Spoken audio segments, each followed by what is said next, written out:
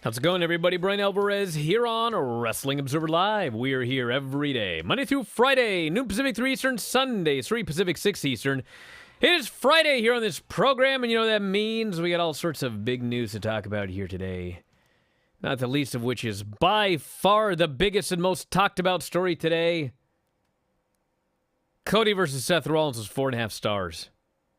Holy smokes. All morning I've been hearing about this. How come Dave didn't rate the match? It's 4.5 stars, everybody. We can all move on with our lives now. People get very, very angry about these star ratings, and then they scream about how they don't care and who cares. But man, you don't rate a match and all of a sudden they care. 4.5 stars! The official star rating for that match in the Observer.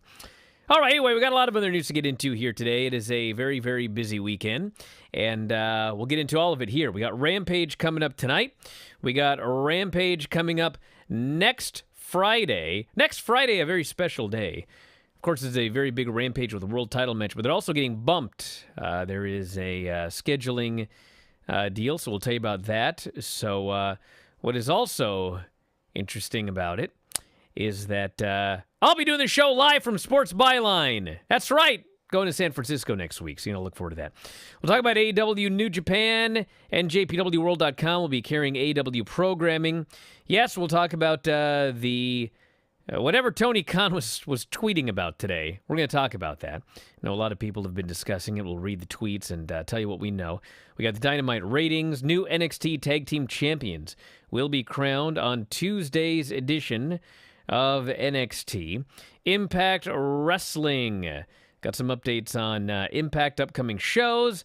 And Tony Khan talks Cody Rhodes. All sorts of stuff to get into today. So a very, very busy day. We'll take your text messages. 425-780-7566 is the number. 425-780-7566. Brian at WrestlingObserver.com, at Bryan Alvarez on Twitter. Back in a moment. Observer Live.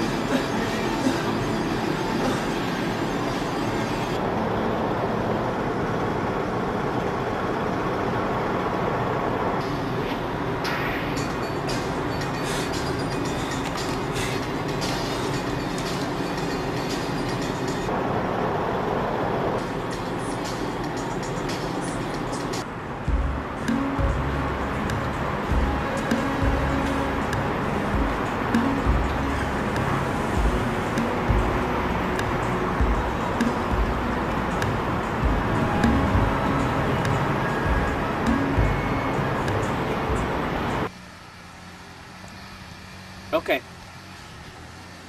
No, thank you. Bye.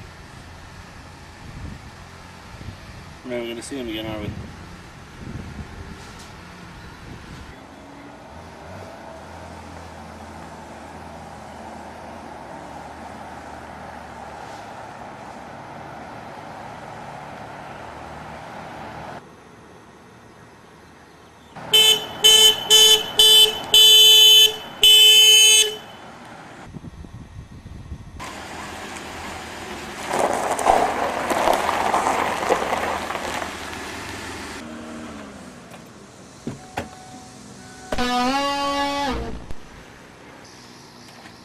Hey guys! What's up? Vince, what in the hell are you wearing? I was down on my luck. I was desperate. I was covered with snakes and twigs and swamp water. And then this little old lady, she gave me a $1 bill. And I took that $1 and I went into a casino and I turned $1 into $1 million. And now I am rich and I'm hungry. So hop on the ride, boys, because dinner's on Vinny V.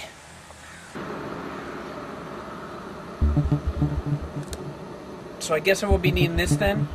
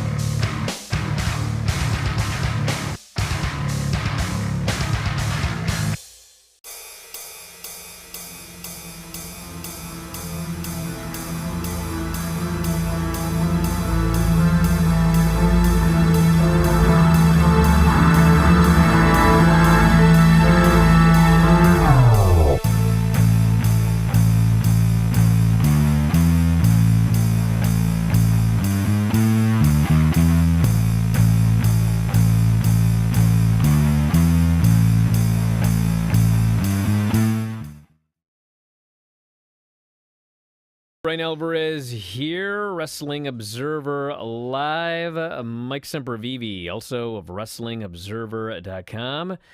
Well, we got a lot to get into today, don't we, everybody? So let's not waste any time. So,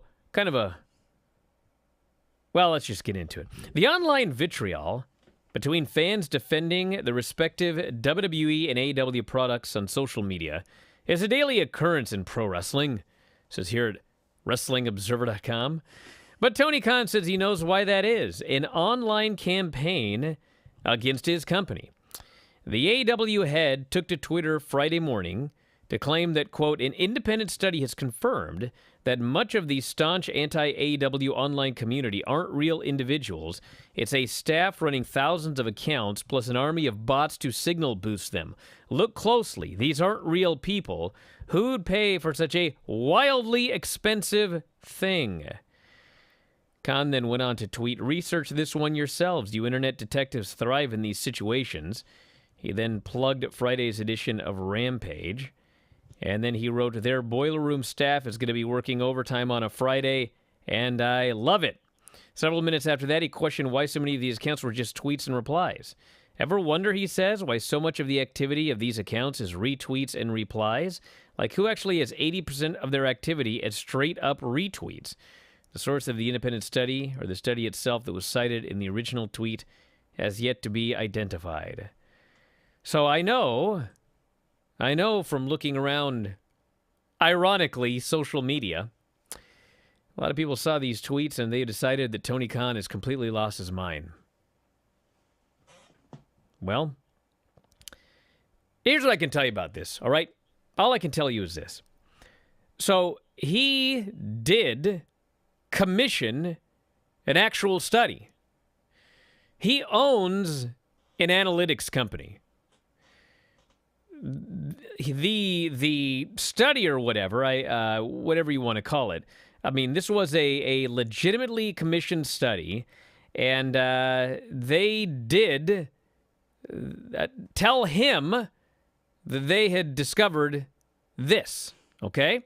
Now, that's all I know about it. I could tell you that my understanding is that this is not just like he's going to do a bunch of tweets and then, we're done with it. I mean, there's more to come here. And I guess, listen, when I saw the tweets, I thought, what is this guy talking about? But where there's smoke, there's fire. This is not a made-up story. This is not him pretending. This is not whatever. Whoever he commissioned, that's what they discovered, and that's what they told him. So who's doing this?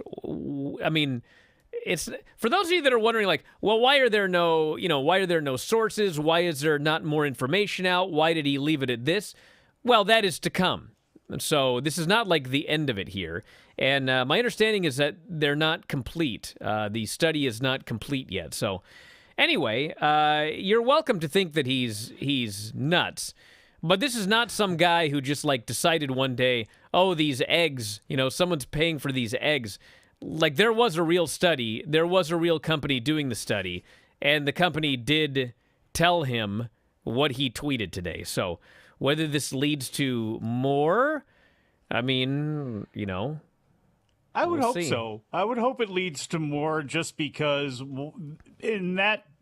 Otherwise, why would you then tweet this with not showing who it came from, not showing that it's complete data, and just doing it that way? So, yeah, I would hope that there's going to be more to this. Why? I don't know. I don't know what the reasoning would be, but we'll have to see. To be honest, with all of what he said, the one part you skipped over was, to me, the most entertaining part of his 3 or 4 tweets that he had here, which was, research this one yourselves. You internet detectives thrive in these situations. Speaking of wild things, you won't want to miss John Moxley and Wheeler Yuta tonight on AEW Rampage. Yes. I thought that was the best part of the whole bit. Now, again, anything he tweets is going to get a lot of attention. And I know Tony Khan can be a spaz when he's out there, and Samoa Joe, and I get it. I get all that. But he's obviously not a dumb human being. He's obviously not doing this to leave it here, because if he is just leaving it here, then he is being a spaz. So there is, even if there is something to come from this, any negative pushback he does get, again, he didn't cite anything. He didn't really say anything besides the obvious that we all know, which is there are people out there. There are a bunch of bots that hype things up. We went through this with politics, and we just know from our everyday lives, looking at social media, if you're somewhat savvy at all, that there's a whole lot of nonsense and bots out there that retweet and do stuff. So I'm interested to see how big this fire is with these smoke signals he sent out. Well, I would also like to, I want to know more because, listen, I don't doubt for 1 second, and I know this, quite well myself. Yes, there are a lot of bots out there. There's a lot of whatever. But I'm not sure it could be most. You know what I'm saying? Like, I get a lot of negativity on my Twitter. Like, if you want to go up and read the mentions when I put the ratings out, I mean, there's like a lot of insanity up there. But, I'm not sure that I would believe that most of that is anti-AW bots. Maybe it is. I don't know. I've never commissioned a study. But I do know that, like, we do shows on YouTube and on Twitch. And the Twitch chat here, you pay. Actually, I don't know if you pay for. No, you don't pay for the free. Anyway, point is, there's a Twitch chat and a YouTube chat, and they're very, very different. The Twitch chat, it's more intelligent. Well, and if you're on the YouTube chat and you're insulted by that, then go over to the Twitch chat. And I think one of the big differences is the Twitch chat is more heavily moderated. So, like, if you're just a total idiot, you're not going to last on the Twitch chat. Whereas if you're a total idiot on the YouTube chat, you're just a total idiot. And, people mock you and everything like that. But I don't think there's a lot of banning or anything like that. But the point is, I mean, there's a lot of real people that are doing this. So I wouldn't be sitting here saying that, like, most of the YouTube chat is bots. I don't believe that. I mean, they interact with people and whatever you want to say about bots, they usually don't get insulted. People speak wild with no repercussions, and they're able to do that, and they let it out. And sometimes it's their real feelings. A lot of times people are just trolling or poking at people to get a reaction. And, with AEW, look, there are people that are going to watch the product that honestly go, you know what, that's just not for me. So my point of all of this very quickly is, like, most of this anti-AEW sentiment bots? I would actually like to see that data there. I don't disbelieve for 1 second that there are anti-AEW bots, and probably a lot of them out there. But to say it's most, like, I'd be interested in that. Because I don't think it's most on my timeline. I think it's a portion of it. Maybe even a sizable, but not most. I think it's just a bunch of, I don't know. Like I was saying, nutty I'll people. Just cut you off now since you cut me off there. There are just people that, either aren't going to like the product because they just don't like it. And they might say that, and that gets a reaction out of people. There are people that are going to be obtuse about it. There's all sorts of people out there that are saying all sorts of things. And to me, it doesn't matter. I don't think that swing of public sentiment on social media should not be an end-all and be-all. It shouldn't be that important. To me, if this is leading to something else more diabolical, and that's where I want to see the size of the fire. Because to just say that there's people who don't like your product or people get whipped into a frenzy by these bots, I mean, that's how public opinion goes, and the court of public opinion goes. There's always somebody to sway it in media. If it wasn't bots on here, it would be media or whatever it would be. But, like, if there's more to this as far as who is running these bots, or is it more of not just swinging public opinion, but it's to do something else? That's what I want to know. That's the only thing I would care about. I don't care about the numbers, just who it is. Back in a moment, Observer Live.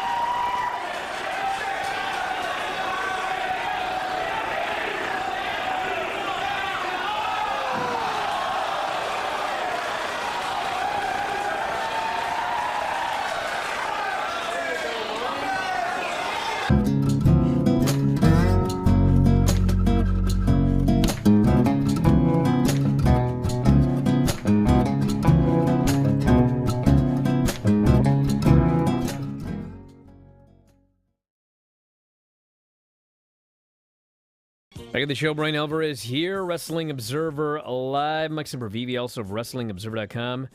Relationship between AEW and New Japan has taken another step forward. It was announced Friday. Weekly episodes of Dynamite and Rampage are coming to New Japan World in Japan soon. Announcement indicated a Japanese live version of the AEW programming is also being planned. AEW content being added at no additional cost to New Japan World subscribers. Tony Khan responded to the announcement saying, "We did it!" Chris Charleston noted it is a regional deal for Japan only. So essentially, if you live in Japan and you subscribe to New Japan Strong, you'll now be able to watch Dynamite and Rampage for free on the service. So that is an update there. Tony also says he's having conversations with Warner Media about the future of Ring of Honor. Spoke with ESPN recently. Said he hopes Ring of Honor will continue as a weekly series with major events similar to Supercard of Honor. I've been having more conversations with Warner Media about what we can do together to grow Ring of Honor. I think it would make sense for them to continue as a weekly series and major events like we just had with Supercard. I think the success of Supercard critically and commercially will bode very well for Warner Media really taking an interest in Ring of Honor as well as AEW. He revealed he utilized AEW resources to produce Supercard of Honor with the permission of Warner Media. I did utilize some resources from AEW with permission from Warner, with the understanding from them that I was not going to make this an AEW show, to be a Ring of Honor show. I was asking to utilize some AEW resources to make this a great pay-per-view, which of course is interesting because that story was that Warner Media wanted nothing to do with the Briscoes. And the Briscoes worked this show where he got permission from Warner Media to utilize AEW resources. So we'll see where that goes. 20,000 buys on traditional pay-per-view and streaming, not including Honor Club. More than 2,000 people showed up at the event. And then, of course, we've got... actually, I don't have it here. Where did I put it? Anyway, there's going to be a time change for Rampage next week, which is... I'll get the time here in a moment. But, of course, that's the show that has the AEW World Heavyweight Championship match between Hangman Page and Adam Cole. And not really the show you want to have to switch a time slot. But things have happened, so I'll get that here in a moment. I wonder what else... Unless Mike's doing it right now. No? All right, I'll find it. No, actually, I was started typing, so I thought you were going to find it. Well, I was actually looking up Warner Media subsidiaries right now to find out exactly what they own, where ROH could be a good fit, because, talked about, like, True TV as being a place where maybe Rampage could go or something like that, and I don't know if True TV numbers in front of me. I'm not sure, like, what their plan is, how they look at that channel over the next couple of years, but... there you go. That's one spot, at least I can think of off the top of my head, because I can't see it ever being on TBS or TNT. AEW wouldn't be a good idea for them to even have that on there. People have said HBO Max, not a good idea for ROH. A good idea for AEW maybe, because, you get that direct connection, but I'm sorry, ROH is going to get lost in the sauce. It gets lost during, over the last couple of years in the wrestling, with wrestling fans. It goes on HBO Max. It's like a lot of those movies that Netflix gets that get rave reviews at these, movie showings and these film festivals. They buy all of them. They throw them all on there, and then it's just this, jumbled mess. And you don't really have any focus. The best thing you can do with Ring of Honor is try to put the most focus you can on it, and that's going to be on a major cable channel. It certainly, to me, isn't going to be streaming. But again, if they can do something with a service on their own, because they have that library and AEW All Access, where they can heavily promote Ring of Honor, and I know people say, well, they have Dark, they have Elevation, they talk about. No, if they really have commercials on that they, insert into Dynamite about this is what's going to happen on ROH, I think that's how you can do that. But then again, I don't know how quickly you can turn around and actually start a streaming service either. All right, so next week's Rampage will air in a different time slot due to TNT's coverage of the NBA playoffs. TNT's, by the way, remember when they moved Dynamite to TBS so they wouldn't have to run into the NBA playoffs? Well, now we're having the same problem with the Rampage. April 15th episode is listed as airing at 7 Eastern, 4 Pacific.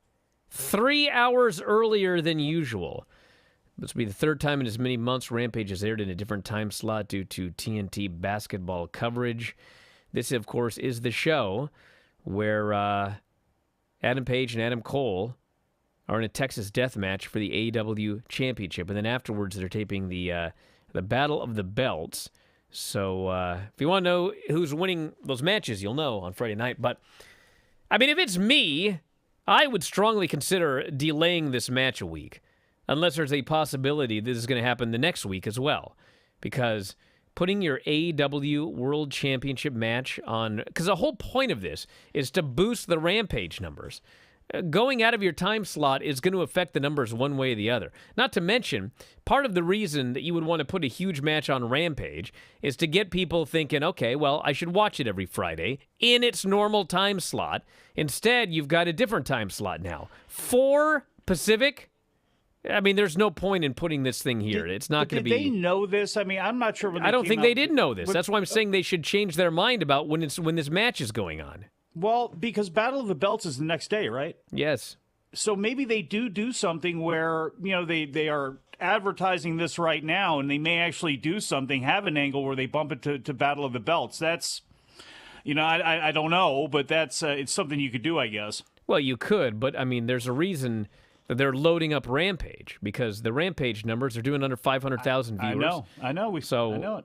If you're gonna do big matches to boost Rampage, then I don't think you start on a show when it's been preempted. Wait. I mean, it can wait a week, right?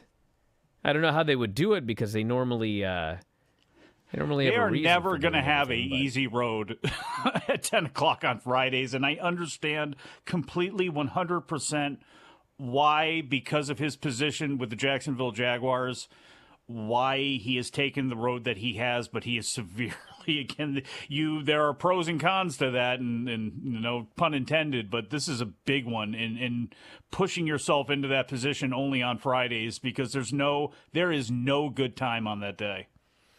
And yes, no Dave today. He's at the dentist.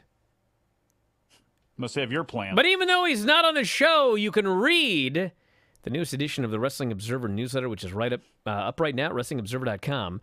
And obviously, it's one of the bigger issues of the year because it's got full coverage of all of WrestleMania weekend. So if you want the star ratings for all the matches, his thoughts on Night 1, Night 2, and obviously you get all of the business notes for WrestleMania. For those of you that, you historians on my timeline that actually care about history, you can get the actual history by reading the Observer as opposed to the fake history.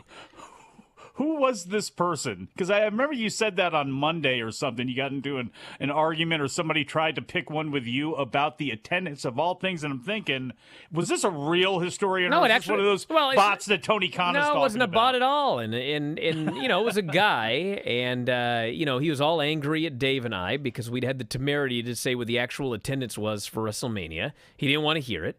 And he got mad about it, and he started tweeting about how, we were horrible and wrong and this and that.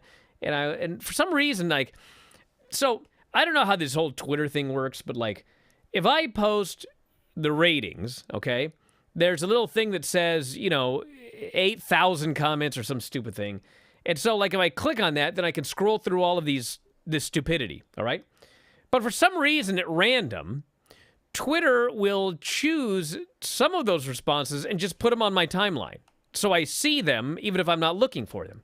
So I saw this guy's thing and I was like, wait a second. I just had this desire to who is this geek? And so I went to his timeline and, he's got his description of who he is and everything like that. And it was all about how he's a history buff. And, usually, people say a bunch of stupid stuff and then you go up there and it's they got a picture of Seth Rollins and whatever, and it's okay, I got it.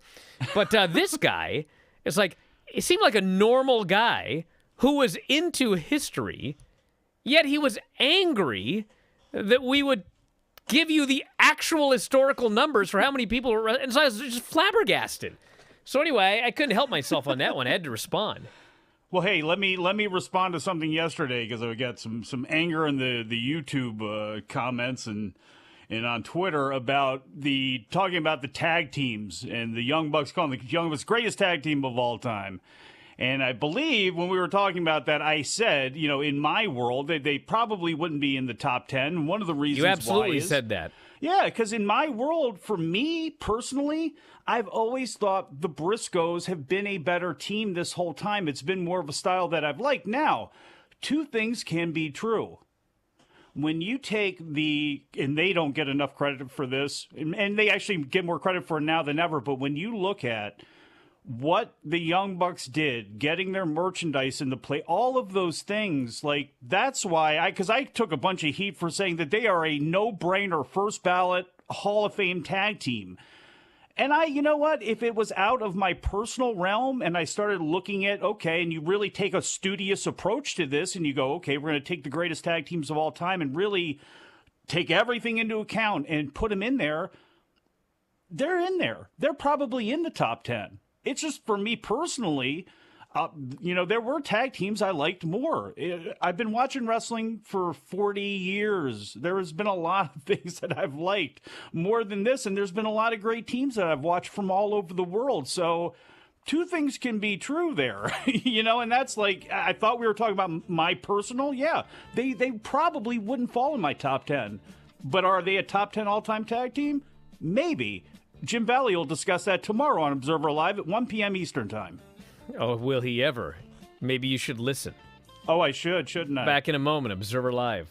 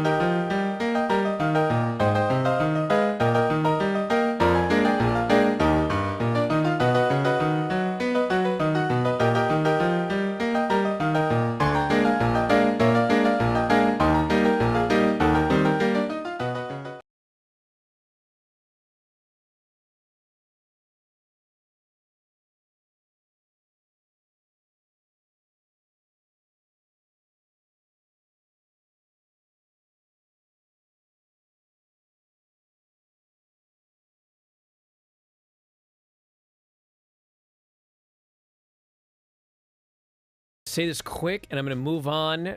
I'm begging you, Semp, not to do a follow-up. Let's just move past it. Cody and whatever his name is, Seth, was 4.5 stars, okay? Holy smokes. And you know what's even more crazy than everybody obsessing over what the rating was this morning? You geeks that were sure it was a conspiracy that it wasn't in the Observer. He forgot to type 4 stars and a number and a thing and another number. I think it's been put in already. Okay? I missed last weekend's WrestleMania weekend so much for all of the matches God's that people name were is up with talking people? about. People were saying they were having a great time. They were loving everything about wrestling. Things were good. And then Monday came, and it's been all downhill from there. It really has.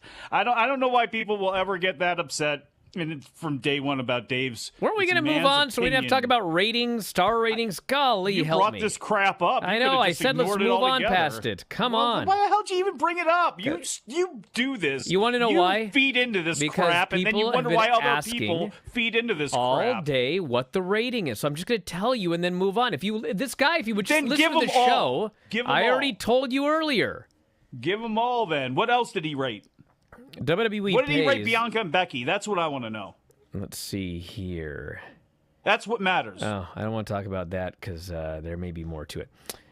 All right, if you want to text us, 425-780-7566. 425-780-7566. What's on your mind today, everybody? Are you sure you want to find out what are on these people's minds today? Person says, I had a similar reaction at first to Tony Khan's tweets, but it is not unfounded either, he says. People just need to look at the online political discourse over the last 5 years, and the same thing has been found there.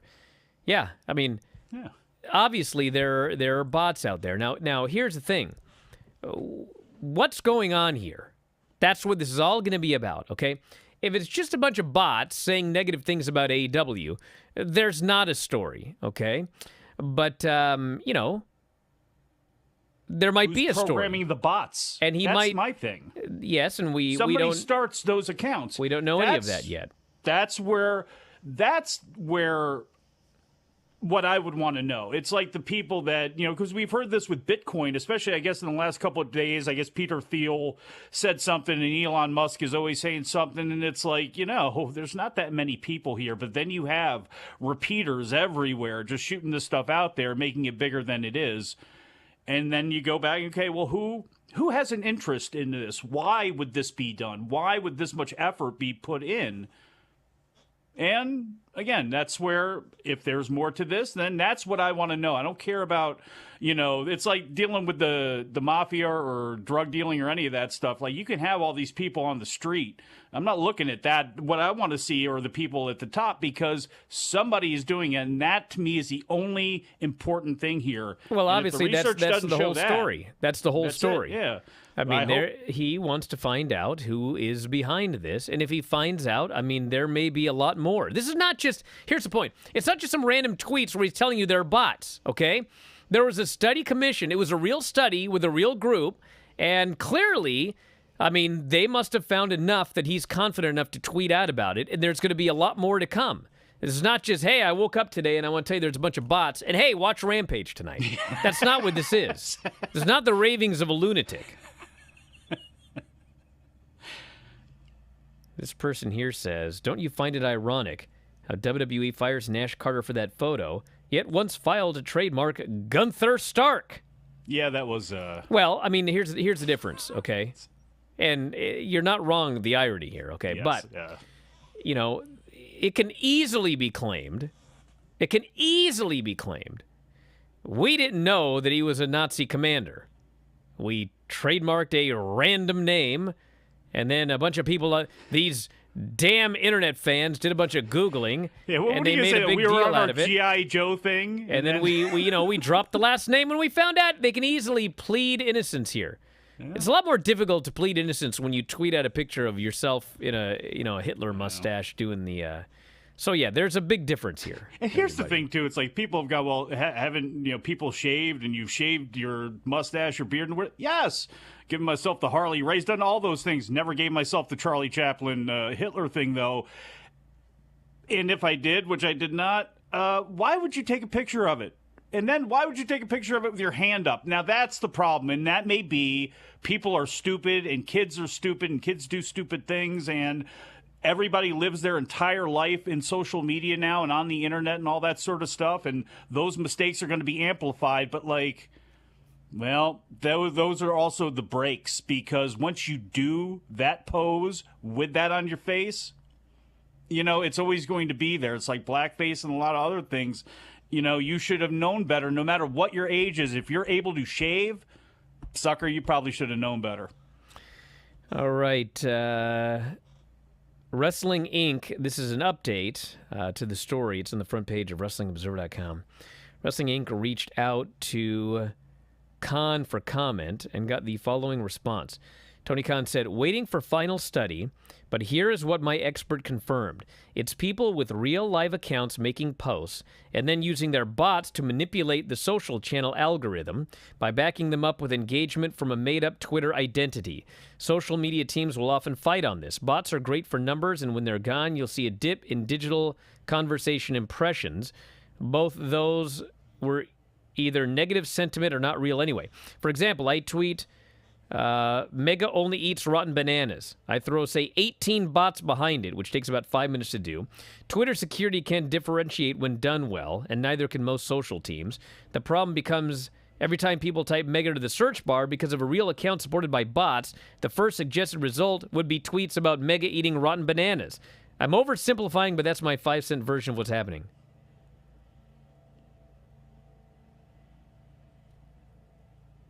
I'm too old for this. That's what but I'm anyway, thinking right the now. point is, I'm thinking maybe you know so much about this. Are you doing this too? I don't No. This is all. Well, like I said, I'll someone wait who and see how doesn't big own this an fire analytics is. company, can you explain this to me in English? Please. But the yes. point is, there's something here. He's not making this up.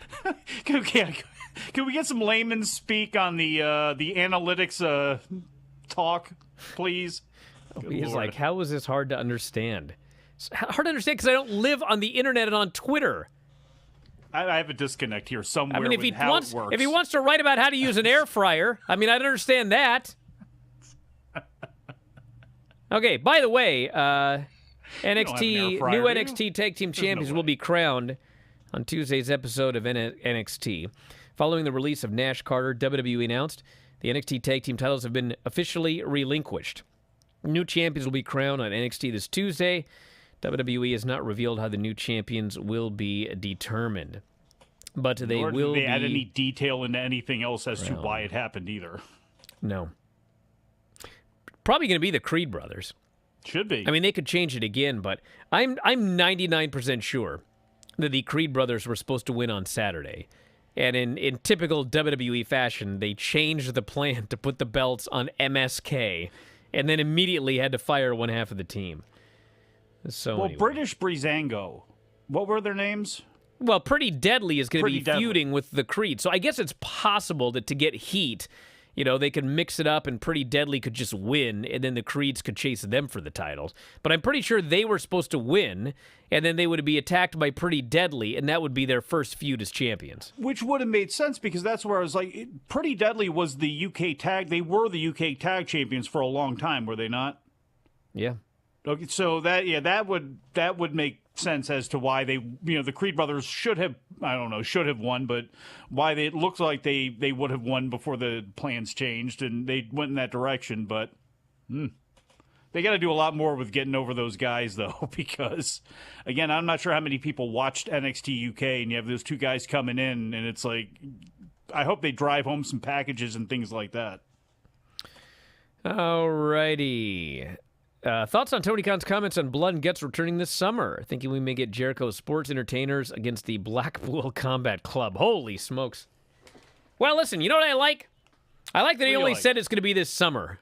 He didn't give an exact date.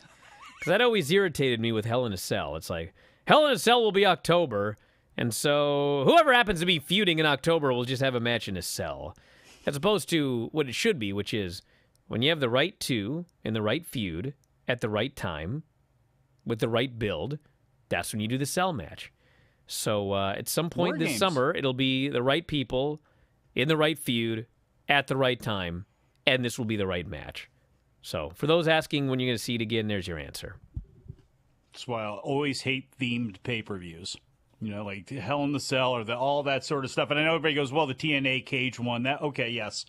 For the little bit of a bump they could get for that company, I guess it was worth it them doing that. But like to build towards pay-per-views that are already this month and you're not building towards it in a long way where you actually have a reason to blow that match off inside that stipulation, it drives me nuts. It's one of those small things, you know, it doesn't kill my enjoyment altogether, but I just shake my head and it's like, why do a War Games if you don't have a 440 and a second gear crew and Nick Gage? Why do that if you don't have, you know, the right stuff to do it with? Then it's just a throwaway and it doesn't mean anything. And that's why people look back and go, they think about ones that had happened 10 and 20 years ago, you know, with the Dangerous Alliance and with the Horsemen and things like that. And people remember those more than the ones that have happened in the last couple.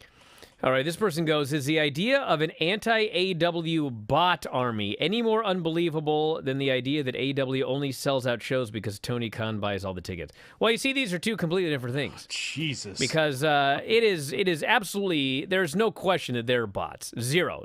There's no question whatsoever. Folks that believe that AW only sells tickets because Tony buys them, these people are simpletons. They are walnut-brained hadrosaurs. Because there is absolutely, positively, not one shred of evidence that that's the case. It's not even like you think about it much like, okay, well, you know, they went to Chicago. It sold out, so, you know, he bought all the tickets. Well, he bought all the tickets, so not only does he have to buy the tickets, but, like, he has to buy all of the different people to actually be in the seats. So not one of those people has ever come forward with like, oh, here's a text message chain. Tony hired me. You know, here's my W whatever. Not one single person. And then it's like, okay, well, if he's buying the tickets, then how come every now and then, you know, a sellout is like $9,400 and they get like $9,350? He didn't have $50. He didn't have 50 tickets worth to sell that thing out. He almost sold it out, but then like the last 50 he didn't do. Oh, but that's, you know, he didn't want people to think that he bought them all. So he left 50 seats on. Really? Well, how come he bought all the tickets for the other show? How come they run in Chicago and sell out, but then, you know, 2 times later they don't sell out? He forgot to buy tickets for that. It's absolute, complete madness, that conspiracy theory. But we do know there are bots. But to what degree? I don't know. I can't believe that they even made that comparison. I can. Actually, yes, I can. It's crazy. Do you think they are leaning in too much with the Texas death match with the Hangman? I know that's his thing. The match is going to rule, but do you think they're doing that kind of match too much? Well, if people stop watching, then yes. If not, no. Although, we're not going to be able to tell for this one because the show's been preempted. So, you know, once again, we will have the walnut brain hadrosaurs. We'll make conclusions about whether people actually wanted to see this match, even though it's out of its time slot and airing at 4 o'clock p.m. on the West Coast. Anyway, back in a moment, Observer Live.